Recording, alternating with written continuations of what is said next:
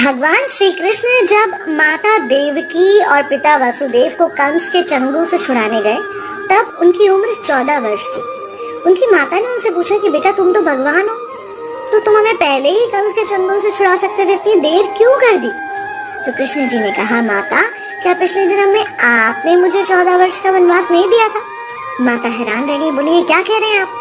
तब कृष्ण जी ने बताया कि पिछले जन्म में मैं राम था और आप थी माता कैकेयी और आप ही ने मुझे 14 वर्ष का वनवास दिया था और कर्म फल से कोई नहीं बच सकता माता, इसलिए आपको 14 साल का ये दुख सहना पड़ा। तब आश्चर्यचकित होते हुए माता ने पूछा, तो फिर यशोदा पिछले जन्म में कौन थी?